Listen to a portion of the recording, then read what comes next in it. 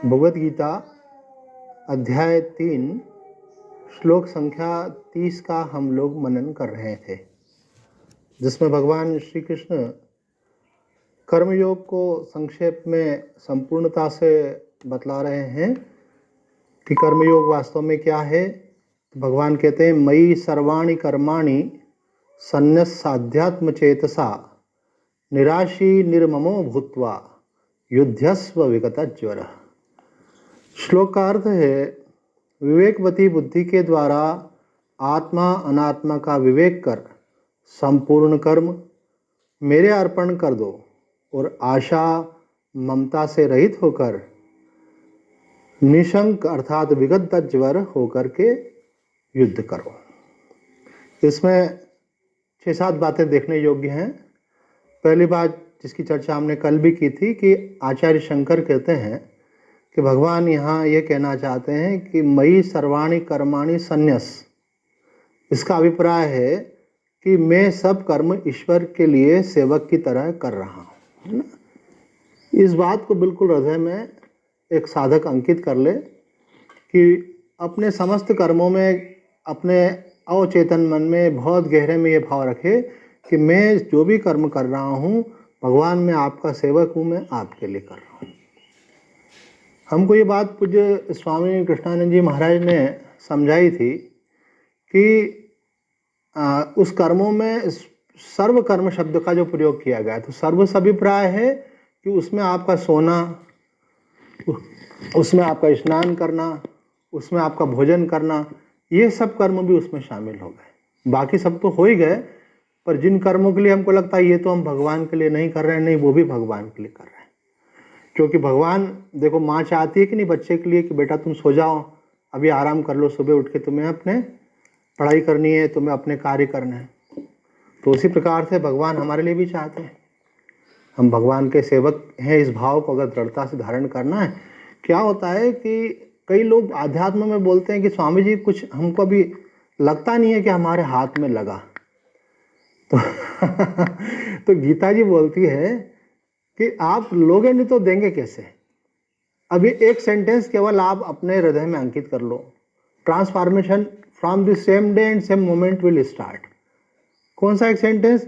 ये आचार्य शंकर बोल रहे हैं, भगवान भाष्यकार आदि शंकराचार्य जी, मैं सब कर्म ईश्वर के लिए सेवक की तरह कर रहा हूं। बस इस बात को अंकित कर लें। सब कर्म किसके लिए कर रहा हूं? ईश्वर के लिए। किस तरह से कर रहा हूं? सेवक। बिल्कुल मालकियत आने मत दो अपने अंदर। जहां मालकियत आई तो ईगो आ जाएगा। तो आपको तो ये बोलना मैं तो सेवक हूं। किसके सेवक हो आप? तो किसी व्यक्ति विशेष के सेवक मत बनो। आपको सेवक बनना ही है तो भगवान के सेवक बनो। सेवा करना ही है तो भगवान की करो। भगवान ने जहां भी जो कर्म आप कर रहे हो वहां आपको नियुक्त तो भगवान ने किया है। अभी मैं बोलूं ये सोनाली सामने बैठी कि भाई आज आ जाओ, तो ये आ थोड़ी सकती है। जब आ सकती तभी आ सकती है। क्यों? भेजने वाला कौन है? परमात्मा। तो जब भगवान जिसको और जहां पर नियुक्त करता है, अभी कविता सामने बैठे, मैं बोलूं आ जाओ, बोले स्वामी जी मैं आज थोड़ी पाऊंगी, मैं बातें कर सकती हूँ आ नहीं सकती हूँ। तो कब आ सकते हो? जब भगवान आपको भेजेंगे। जिसको भी भगवान जब जहां जिस कर्म में नियुक्त करते हैं वो करता है। हमको क्या गलतफहमी होती है कि हमारी चॉइस है, और हमको भी होती है और सामने वाले को भी होती है कि ये व्यक्ति कर्म कर रहा है, ये व्यक्ति कर्म नहीं कर रहा है, इसको करना चाहिए, इसको नहीं करना चाहिए। तो एक फिलॉसफी इटसेल्फ इंडिपेंडेंट ये बतलाती है कि कोई कुछ नहीं कर सकता, करने कराने वाले सब परमात्मा है। जिसको जहां नियुक्त किया है वो कर रहा है। कोई नहीं चाहे तो भी कर्म करना पड़ता है, और कोई करना चाहे तो भी कर्म नहीं कर सकता है। यही बात गीता जी की प्रमुख शिक्षाओं में से है।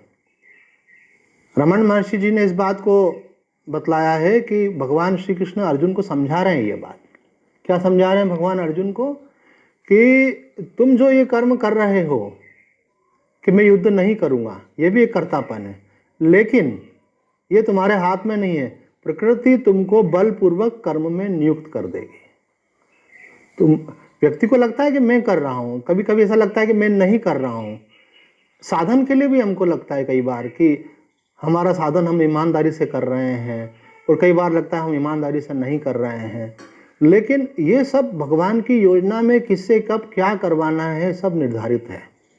तो यहाँ हम देखते हैं कि आदि शंकराचार्य जी महाराज कह रहे हैं कि आपको एक भाव रखना है कि सुबह उठने से लेकर रात को सोने तक बिल्कुल बहुत गहरे से अंकित कर लो। कई बार रिपीट करोगे तो धीरे धीरे ये आपकी चेतना में अंदर बैठ जाएगा।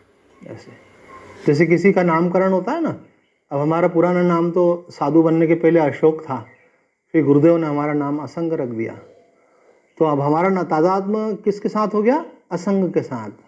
तो कोई असंग बोलेगा तो एकदम से ध्यान जाएगा, असंगानंद बोलेगा तो ध्यान जाएगा, और अशोक बोलेगा तो लगेगा शायद किसी और को आवाज दी जा रही है।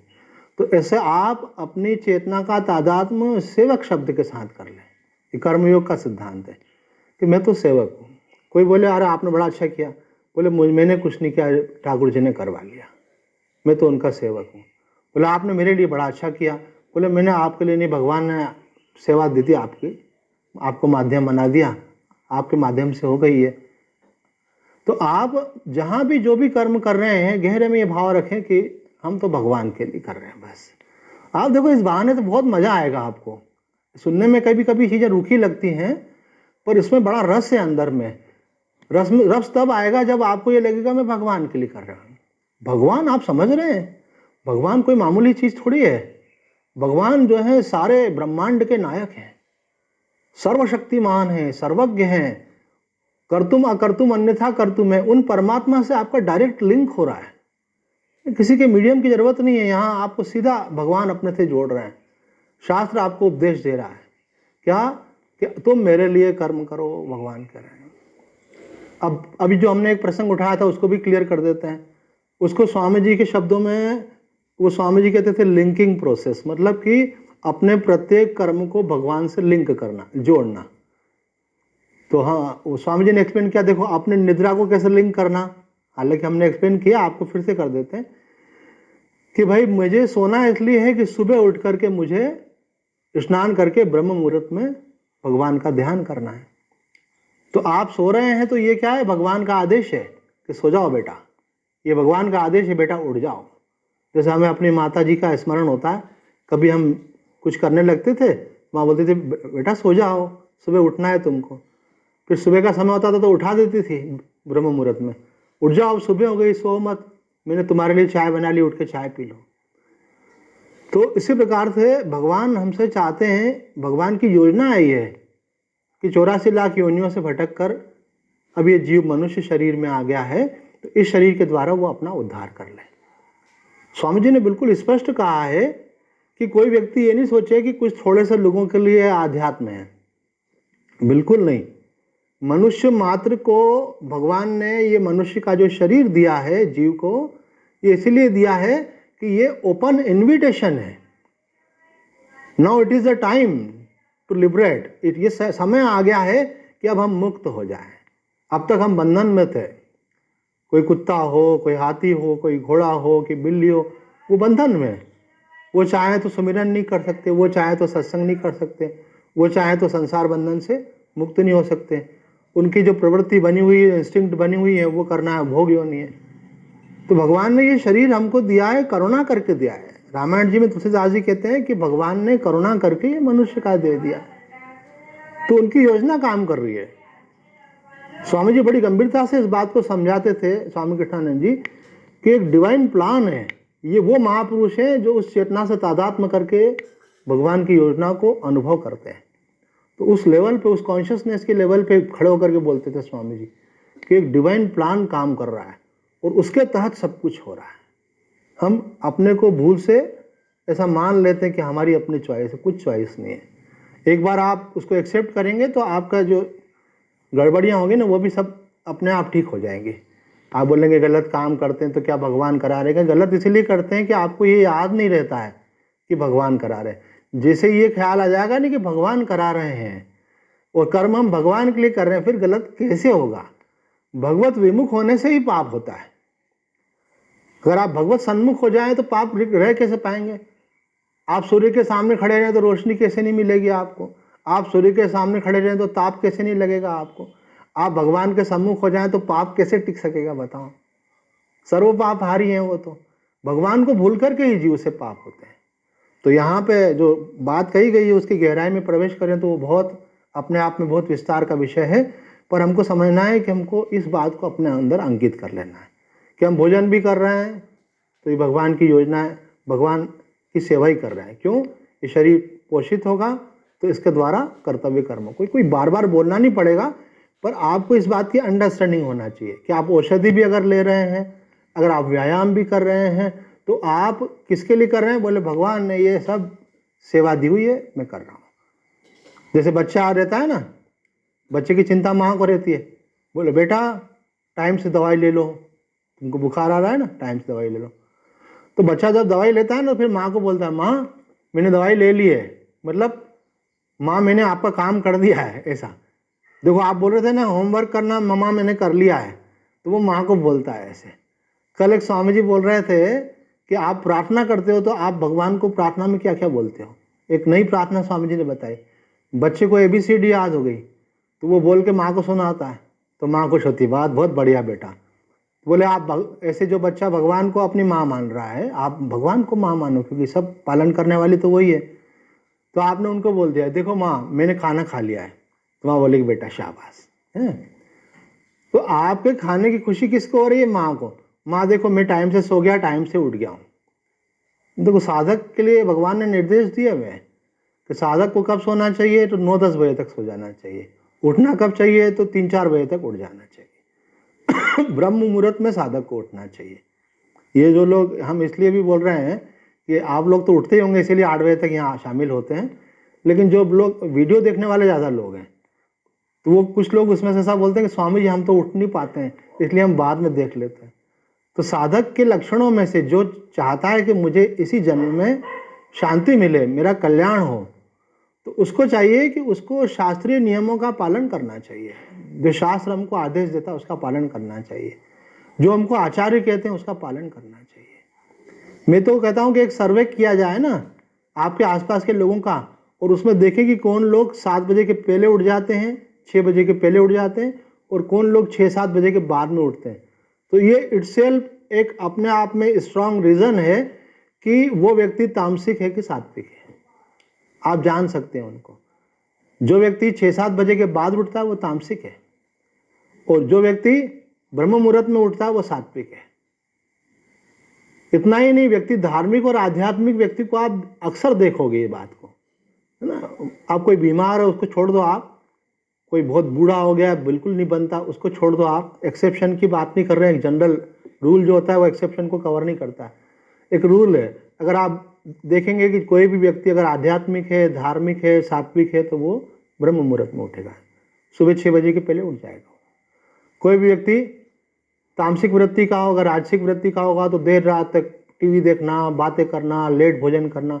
हमारे यहाँ तो आसुरी भोजन का उसको, कि जो आप निशाचर करते हैं ना, रात्रि को चरते हैं वो, तो कई लोग देर रात को करते हैं, 11 बजे भोजन कर रहे हैं, फिर सो भी लेट रहे हैं, फिर उठ भी लेट रहे हैं। हमारी माँ हमको बचपन में संस्कार देती थी। देखो आप भी माताएं हैं, कई लोग बैठी हैं माँ हैं इसमें, तो माँ का प्रथम कर्तव्य होता है बच्चे को संस्कार देना। कई लोग छूट दे देते हैं बीच बीच में, है ना। एक महिला बोलने लगी कि मैं बच्चों को जब मायके आती हूँ तो बच्चों को छूट दे देती हूँ। तो मैंने बोला गलत काम के लिए छूट कभी नहीं देना चाहिए, संस्कार बनता है उसका।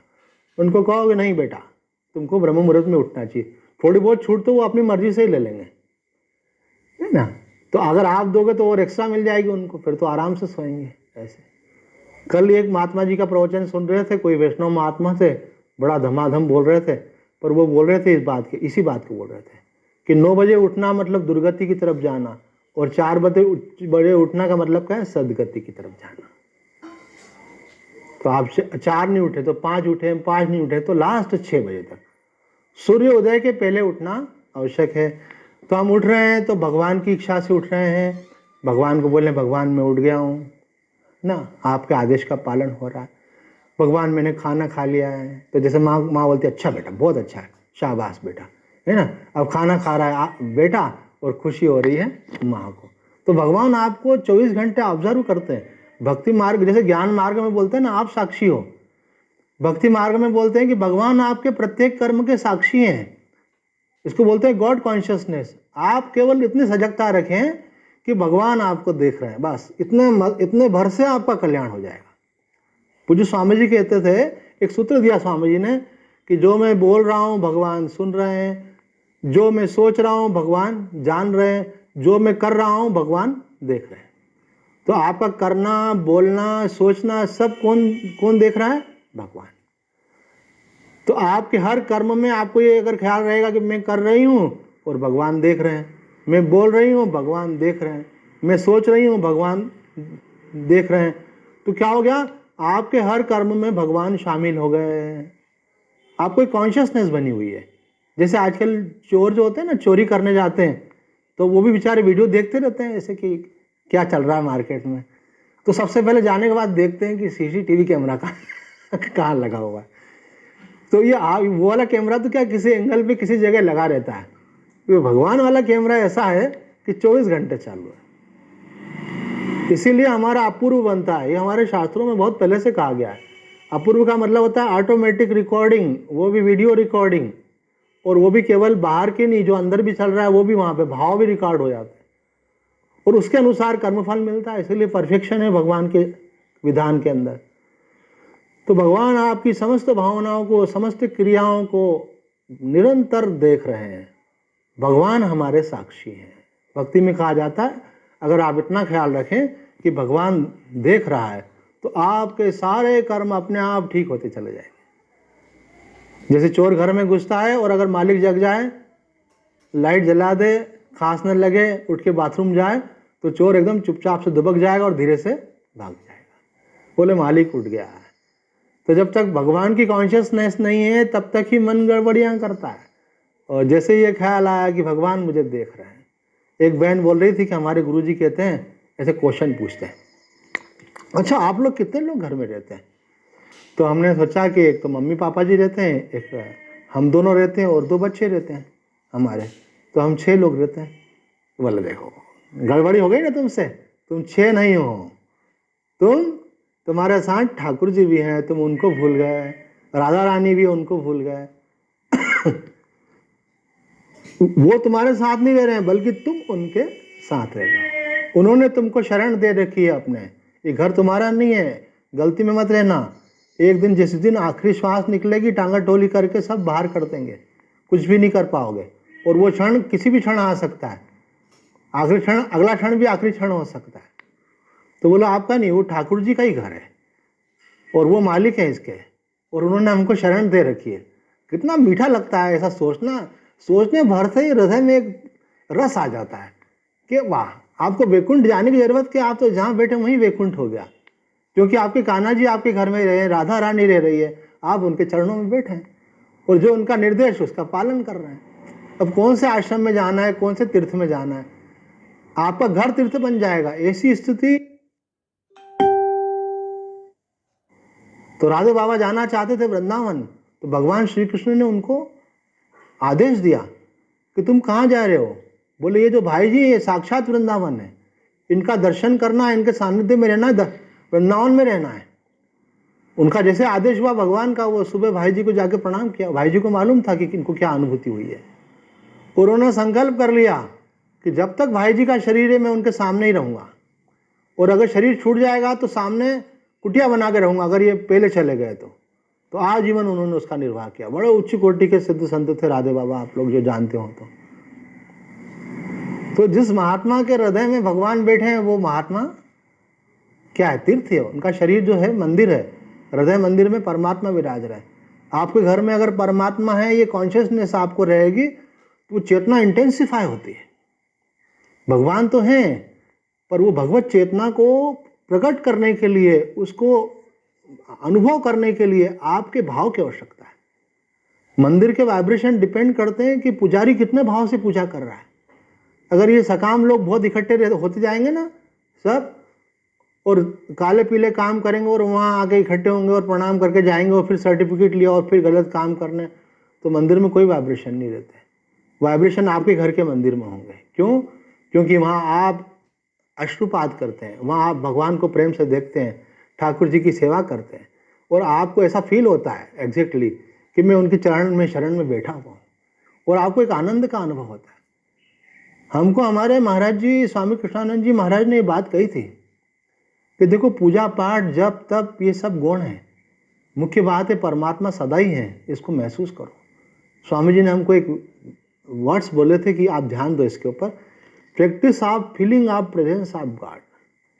बोले सर्वश्रेष्ठ साधना क्या है? Practice of feeling of presence of God. God is already there, you have to feel. आपको इस बात की प्रैक्टिस करनी कि भगवान तो हैं, हम भूले हुए हैं उनको। अगर भगवान आपके घर में नहीं होंगे तो वो भगवान ही नहीं होंगे। भगवान को भगवान होने के लिए सर्वत्र होना जरूरी है, और सर्वत्र होने के लिए आपके घर में होना भी जरूरी है, आपके कमरे में होना भी जरूरी है, आपके दिल में भी उनका होना जरूरी है। आप भले उनको भूल जाएं लेकिन वो आपका परित्याग नहीं कर सकते। कहते हैं ना, कुपुत्र हो जाए तो क्वचित अपि कुमाता न भवति। पुत्र कुपुत्र हो सकता है लेकिन माता को माता नहीं होती है। जीव भले भगवान से विमुख हो जाए लेकिन भगवान जीव का परित्याग नहीं करते, नहीं करते, नहीं कर सकते। उनका वात्सल्य है, ये उनकी महिमा है। पर इस तरफ हमारा ध्यान जाना चाहिए। तो यहां भगवान भाष्यकार आचार्य शंकर कह रहे हैं कि आप प्रत्येक कर्म में ये कॉन्शियसनेस रखें कि ये सेवा मुझे ठाकुर जी ने दी हुई है। अब कोई व्यक्ति झाड़ू लगा रहा है, उसका मालिक उसको हर महीने 700 रुपये देता है, भाई झाड़ू लगा दिया करो, तो वो सोचेगा ये मालिक तो देख नहीं रहा है, चलो दरवाजे के पीछे क्यों लगाएं, अलमारी के नीचे क्यों लगाएं, झुके क्यों, चलो शॉर्टकट में कर लें अपन। तो वो क्योंकि मालिक देख नहीं रहा है। लेकिन हर कमरे में सीसीटीवी कैमरे रखे हों और वो अपने रूम में बैठ करके देख रहा हो कि नौकर काम कर रहा है कि नहीं, तो उसको लगेगा अरे कैमरे लगे हुए हैं। और जो भगवान का भक्त होगा तो 24 आवर्स कॉन्शियस कि भगवान देख रहे हैं भैया, मुझे उनको मुंह देना है, उनको जवाब देना है। कितना सुंदर। पहले तो गाने भी बहुत अच्छे होते थे। सजन रे झूठ मत बोलो, खुदा के पास जाना है, न हाथी है न घोड़ा है, वहां पैदल ही जाना है। वहां जाकर के जवाब देना है, हमको कर्मों का हिसाब देना है। तो यहाँ परमात्मा 24 घंटे हमको ऑब्जर्व कर रहे हैं। तो आचार्य कहते हैं कि मैं सब कर्म ईश्वर के लिए सेवक की तरह कर रहा हूं, इस बुद्धि से सब कर्म मुझ में अर्पण करें।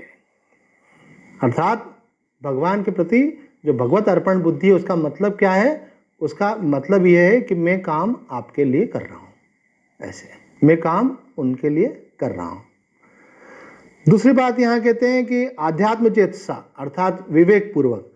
तो उसका उड़िया बाबा जी ने अर्थ किया है कि देखो, आपको ये बात थोड़ी सी मन में बैठ जाएगी ना, तो अपने आप ही परिवर्तन होगा। ज्ञान की विशेषता है ये कि अगर आपको ज्ञान बैठ जाएगा तो रूपांतरण अपने आप शुरू होगा, आपको करना नहीं पड़ता है। ज्ञान की विशेषता है ये। जैसे ज्ञान होता है ना, जैसे मानो मुझे डॉक्टर साहब ने बोल दिया कि अरे ये खाते हो ये तो नुकसान करेगा आपको।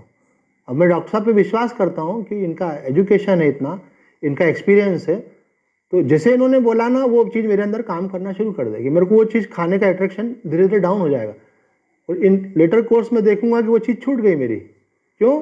और पहले मैं उसको अच्छा समझता था, मुझे खराब लगने लगी। तो अब यहाँ पे हमको शास्त्र बोल रहा है, आचार्य बोल रहे हैं, ये जो आध्यात्म चेतसा शब्द है, इसका अर्थ करते हुए उड़िया बाबा जी बोल रहे हैं। क्या बोल रहे हैं कि आपके अंदर ये कॉन्शियसनेस आना चाहिए कि जो सकाम कर्म है वो दुख रूप है और बंधन में डालने वाले हैं, और जो भगवत अर्पण कर्म है वो सुख रूप है और बंधन से छुड़ाने वाले हैं। संसार बंधन से, दुख के बंधन से, अज्ञान के बंधन से, जन्म मृत्यु के बंधन से छुड़ाने वाले हैं। कौन से? भगवत अर्पण वाले। बोलो उधर फायदा ही फायदा है भगवत अर्पण में, उधर नुकसान ही नुकसान है। तो नुकसान वाला काम क्यों करेंगे भाई? हम ये 2 रोटी खाते रहती तो अकेले नुकसान वाला काम नहीं करेंगे।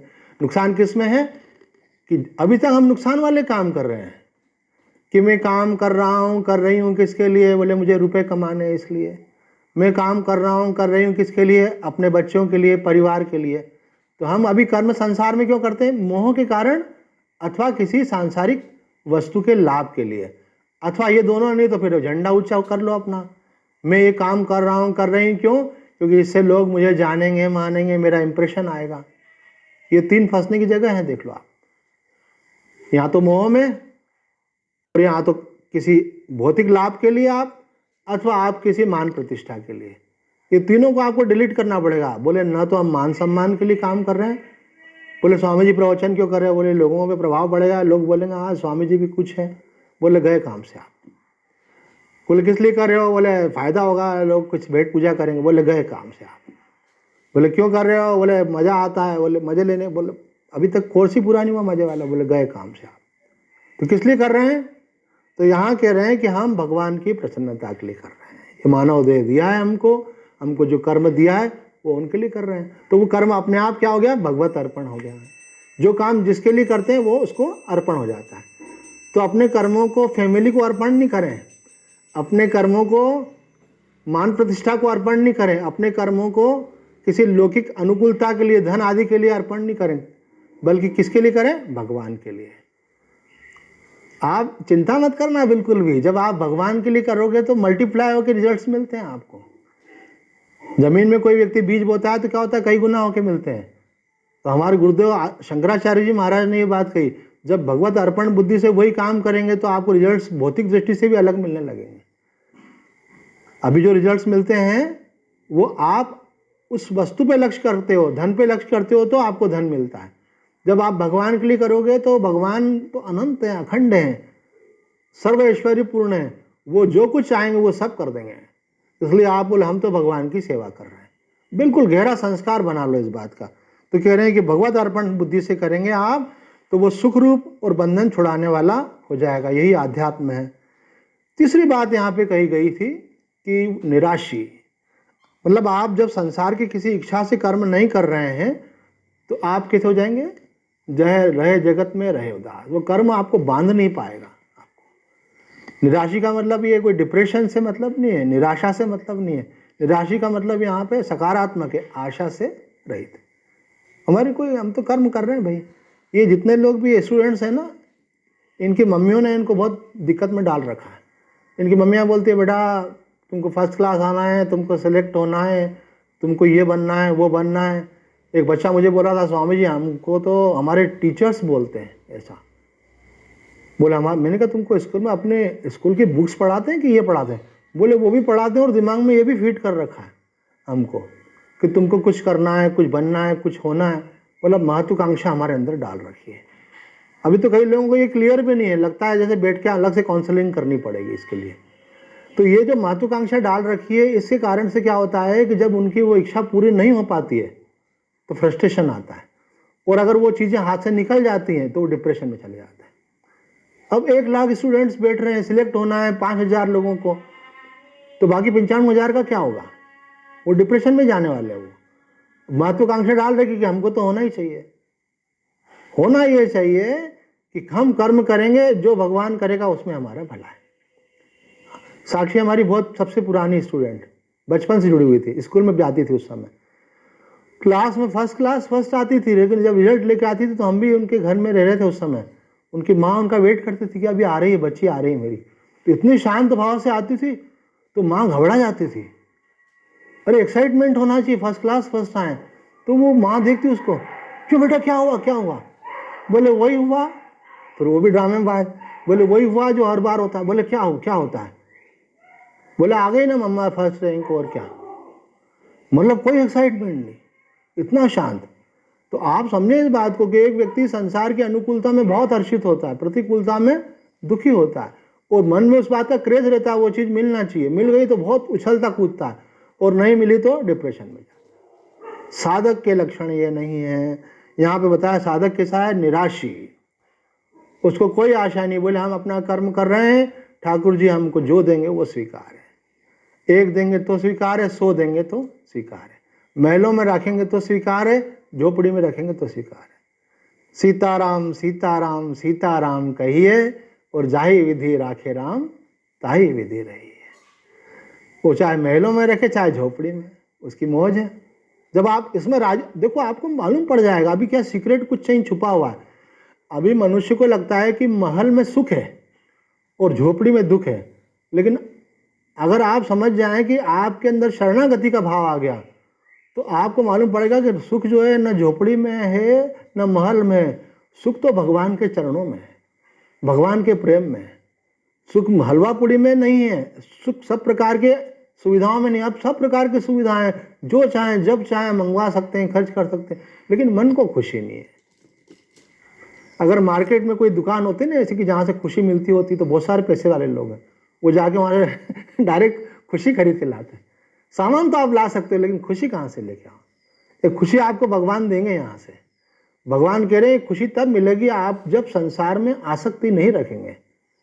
आसक्ति नहीं रखेंगे तो मिल जाए तो, चला गया तो, फिर आप हमेशा आनंद में रहेंगे, हरदम वाला आनंद आपको मिलने लगेगा। तो कह रहे हैं यहाँ पे वो निराशी अर्थात आशाओं से उठ गया है, आशा से रहित है। अब उसको किसी चीज में ममता कैसे रह सकती जब उसने भगवत अर्पण कर दिया। तन मन धन सब कुछ है तेरा, और तेरा तुझको अर्पण क्या लागे मेरा। जब उसको शरीर में ही ममता नहीं है तो परिवार में कैसे होगी, धन में कैसे होगी। उसको तो बहुत अंदर से पक्का है, साधक का मतलब है पक्का, पक्का होना है आपको कि भगवान पैसा मेरा नहीं है, आपका है, और है भी उनका ही। आप बोल रहे हो ऐसा नहीं है, क्योंकि जिस दिन चाहेंगे उसी दिन सारा आपके हाथ से खसक जाएगा। शरीर छूटा, संसार गया, बीच में भी आग लग गई, नुकसान हो गया, चोरी हो गई, कुछ भी हो गया, कभी भी कुछ भी हो सकता है। वो तो उन्होंने दे रखा है, वापर रहे हैं अपन, चीज उनकी है, वापरने के लिए दिया हुआ है, और अपन मालिक बन के बैठ जाते हैं। तो यहाँ बोले निर्ममा,